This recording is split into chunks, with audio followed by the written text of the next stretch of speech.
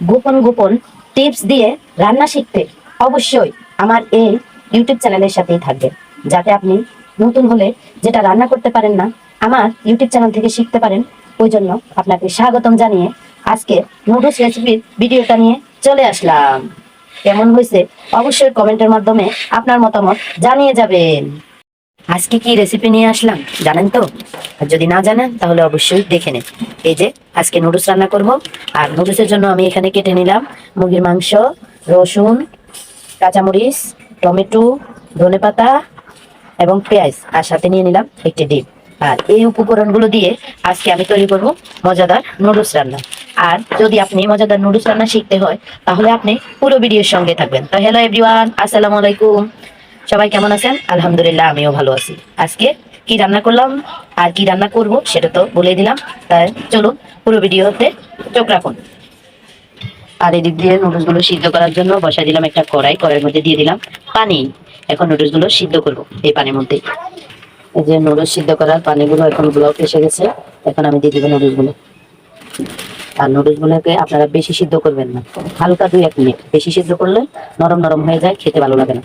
আর যদি অল্প কয়েক মিনিট আপনি সিদ্ধ করেন তাহলে নুডলস গুলো শক্ত থাকে। আর বাকিটা মশলা যখন আপনি কষাবেন তখন ওই কষানোর সাথে যেটুকু বাকি থাকে নুডলস সিদ্ধ ওটুকু এসে যায়। যে এভাবে হালকা 1-2 মিনিট নাড়াচাড়া করে নুডলস গুলো কিন্তু নামিয়ে নিতে হবে। দেখুন, আমি আর বেশি করবো না, হালকাই করবো। আমি যেটা একটু শক্ত খেতে পছন্দ করি, নুডলস হাতে লাগলে ভালো লাগে না খেতে। দেখুন,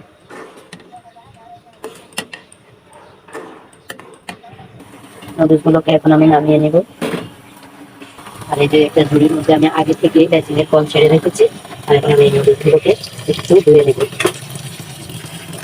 হাত লাগবে না, আপনি এইভাবে নাড়াচাড়া করলেই কিন্তু নুডলস গুলো সবগুলো গায়ে পানি লেগে যাবে।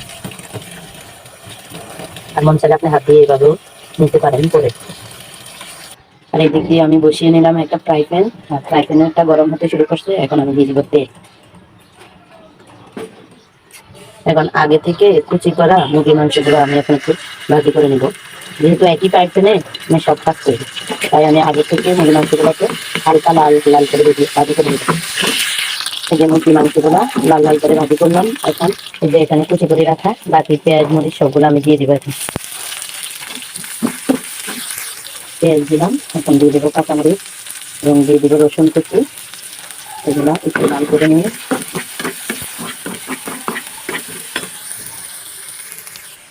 পেঁয়াজ কাঁচামরিচগুলো এবং মুরগির মাংসগুলো লাল হতে শুরু করছে।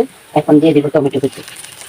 কারণ টমেটো কুচি আগে থেকে দিলে পেঁয়াজ মরিচগুলো কিন্তু লাল হবে না, যার কারণে এটাকে আপনি পরে দিতে হবে, টমেটোগুলোকে একদম পরে দিতে হবে। এই যে দেখুন, টমেটোগুলো কিন্তু সিদ্ধ হয়ে গেছে।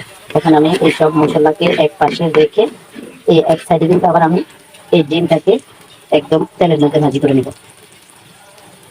এই যে আমি ডিমটাকে ভাঙিয়ে দিলাম। এখন এখানে এরপর দিয়ে দিব কিছুটা লবণ।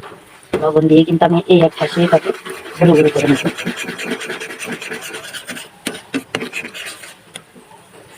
এই যে ডিমগুলো যখন লাল হয়ে যাবে তখন আপনি এইভাবে এটাকে কুচো কুচো করে নেবেন, সব কিছুর সঙ্গে মিশে যাবে। এই যে দেখুন, এখন আমি মশলার সাথে কিন্তু মিশিয়ে নিচ্ছি। এই যে আমি এখন এখানে দিয়ে দিলাম কিছুটা লবণ এবং কিছুটা গরম মশলা। আর হালকা একটুখানি হলুদ দিলাম, হালকা সামান্য কালারের জন্য। অনেকে সাদা পছন্দ করে, অনেকে হালকা কালার পছন্দ করে। আমি একটু কালার দিয়ে দিলাম হালকা করে। আর প্রথমে আপনি কিন্তু নুডলসের মশলাটা দিবেন না, তাহলে কিন্তু মজা লাগে না। নুডলসের মশলাটা দিবেন মাঝখান বরাবর, ঠিক আছে? যখন নুডলসটা হয়ে আসবে তার কিছুক্ষণ আগে। আর এভাবে নুডলসগুলোকে নাড়াচাড়া করতে থাকবেন হালকা করে।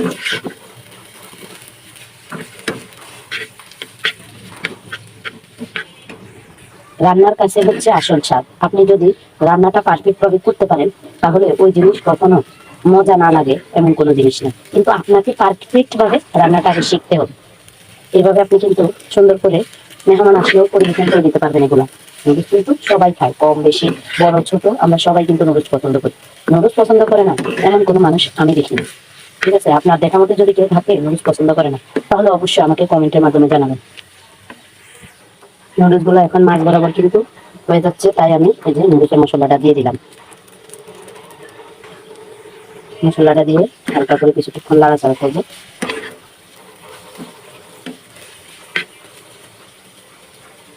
এইভাবে আপনি আলতো হাতে সবগুলো নুডলসের গায়ে মশলাগুলো লাগিয়ে নেবেন। আর লো হিটে আপনার মন চাইলে আপনি কিছুক্ষণ ঢাকনা দিয়ে রাখতে পারেন, তাহলে আরো ভালো হয়। যে আলহামদুলিল্লাহ আমার নুডলসটা রান্না হয়ে গেছে। এখন আমি দিয়ে দিব কিছুটা ধনেপাতা। তবে যারা ধনেপাতাটা খান তারা দিতে পারেন, আর যারা না খান তারা স্কিপ করতে পারেন। আমার কাছে ভালো লাগে, দিলে একটু সবুজ সবুজ লাগে, তাই আমি দিলাম। তো আলহামদুলিল্লাহ আমার নুডলসটা রান্না হয়ে গেছে। এখন পরিবেশন করব আর আপনাদের সামনে নিয়ে আসবো। ততক্ষণ পর্যন্ত একটু অপেক্ষা করুন। আর কিছুটা কথা বলে নিই, যারা এই ভিডিওটা দেখবেন সম্পূর্ণ ওয়াচ করে দিয়ে যাবেন, আর একটা কমেন্ট লিখে যাবেন, আমিও যাতে আপনার পরিবারে যেতে পারি। আর আমার শর্ট ভিডিওগুলো কষ্ট করে একটু দেখবেন লং ভিডিওর পাশাপাশি, এবং সাবস্ক্রাইব করবেন, কমেন্ট করবেন, লাইক করে দিবেন। ধন্যবাদ সবাইকে। এবং পরিবেশন করার জন্য একটু ধৈর্য ধরুন, পরিবেশন করে আপনাদের সামনে নিয়ে আসছি নুডলসটা। এই যে দেখুন আমার নুডলসটা আপনাদের সামনে নিয়ে আসলাম পরিবেশন করে। এখানে আমি শুধু আরেকটি সস দিয়ে দিলাম যাতে খেতে একটু টেস্টি লাগে, মজা লাগে। তা আজকের ভিডিওটা এই পর্যন্ত। আপনাদের কাছে কেমন লাগছে অবশ্যই আমাকে কমেন্ট করে জানাবেন। আর আপনারা যদি কমেন্ট করেন তাহলে আমার নিত্য নতুন ভিডিও করার আকর্ষণটা বাড়ে। তাই আর আপনাদের দোয়া এবং ভালোবাসা থাকলে অনেক দূরে গিয়ে যাব, শুধু আপনাদের একটু সহযোগিতার প্রয়োজন। তো আসসালামু আলাইকুম এই বলে আজকের মতো বিদায় নিচ্ছি। আল্লাহ হাফেজ।